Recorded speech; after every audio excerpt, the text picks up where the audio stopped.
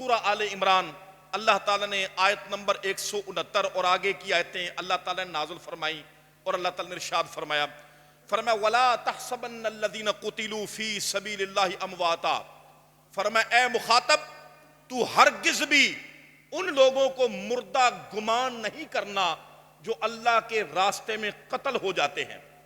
تو مردہ کہنا دور کی بات ہے، ان کو مردہ گمان کرنے پر بھی اللہ نے پابندی لگا دی، ان کو مردہ گمان بھی نہیں کرنا ہے۔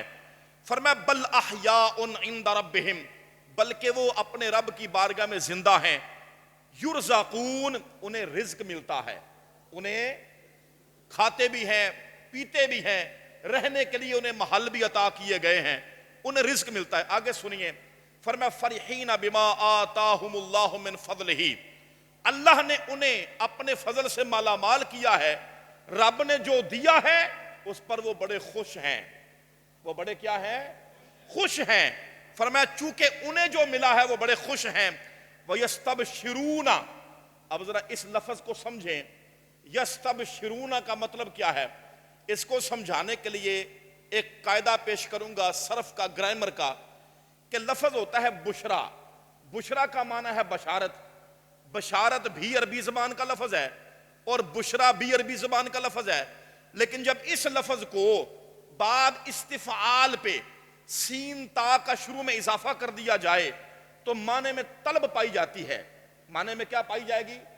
طلب۔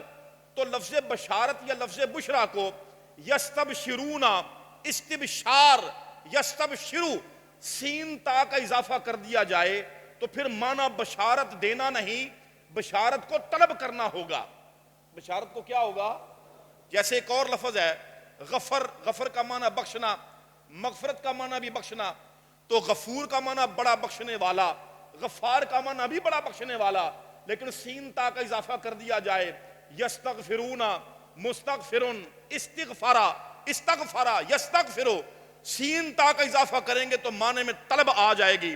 اب بخشنا نہیں، اب بخشش مانگنا معنی ہوگا۔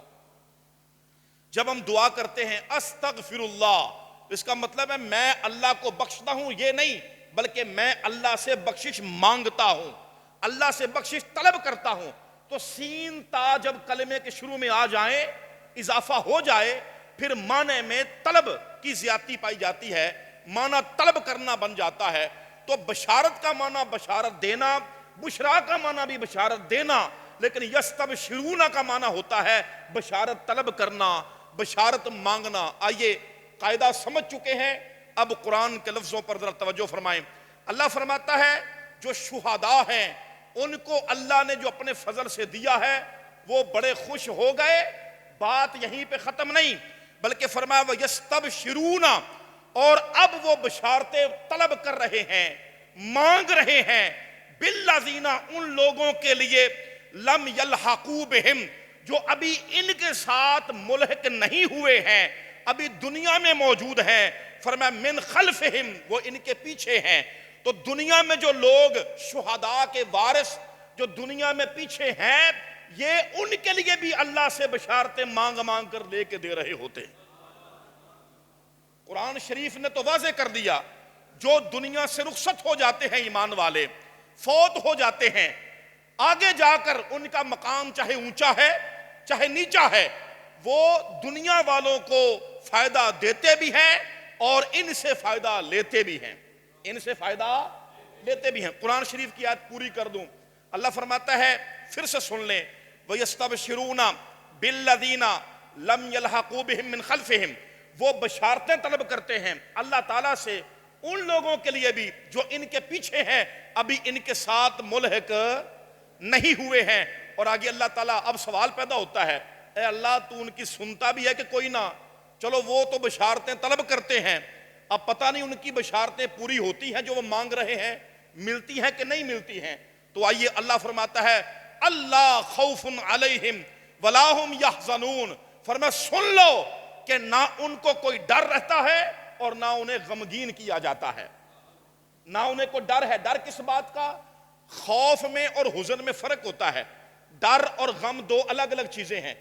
ڈر ہوتا ہے آنے والی ناگوار چیز کا، ناگوار حادثہ یا واقعہ ابھی ہونا ہے تو جو بندے کی پہلے کیفیت ہوتی ہے اسے سوچ سوچ کر اس کو ڈر کہتے ہیں، جب وہ ہو کر گزر جاتا ہے تو اب اس کا غم ہوتا ہے۔ تو ڈر اور غم میں یہ فرق ہوتا ہے مستقبل کا اور ماضی کا۔ جو ہونے والا ہے ناگوار واقعہ اس کا ڈر ہوتا ہے، جو ہو کر گزر گیا ہے ناگوار واقعہ اس کا غم ہوتا ہے۔ یعنی اللہ کا اشارہ اس طرف ہے کہ جب وہ مانگنے لگتے ہیں مجھ سے اپنے پچھلوں کے لیے تو انہیں ڈر نہیں ہوتا کہ اللہ نہیں دے گا، انہیں ڈر نہیں ہوتا کہ اللہ نہیں دے گا، اور جب وہ مانگ لیتے ہیں تو انہیں مایوس کر کے دکھی بھی نہیں کرتا ہوں بلکہ انہیں عطا کر دیا جاتا ہے۔ یہی وجہ ہے، اس کو میں ذرا اپنے عام محاورے میں بات سمجھا دوں۔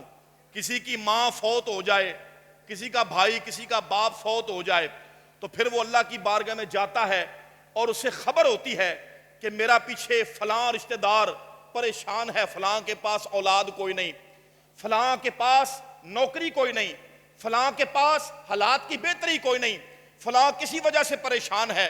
چونکہ نبی کریم علیہ السلام کا فرمان ہے ہر جمعرات کو اور ہر پیر کو تمہارے اعمال تمہارے رشتہ داروں پر پیش کیے جاتے ہیں، تمہارے ساری کارکردگی پورے ہفتے کی آپ کو ایک سوموار سے لے کر دوسرے سوموار تک یا ایک جمعرات سے لے کر دوسرے جمعرات تک جو کچھ پورے ہفتے میں ہم نے کیا ہے، اچھے عمل ہوں یا برے عمل ہوں، ہمارے دکھ ہوں یا ہماری خوشیاں ہوں، وہ ان کے سامنے ساری کاروائی ہماری پیش ہوتی ہے۔ اگر اچھے کام ہمارے دیکھتے ہیں، ہمیں نعمتیں ملی ہیں، انہیں پتہ چلتا ہے تو وہ بڑے خوش ہوتے ہیں، اللہ کی حمد کرتے ہیں اور کہتے ہیں اللہ اس کو نعمتوں میں قائم رکھ اور نعمتیں اس کے لیے برقرار رکھ۔ لیکن جب بندہ دکھی ہوتا ہے یا بندے سے گناہ ہو جاتا ہے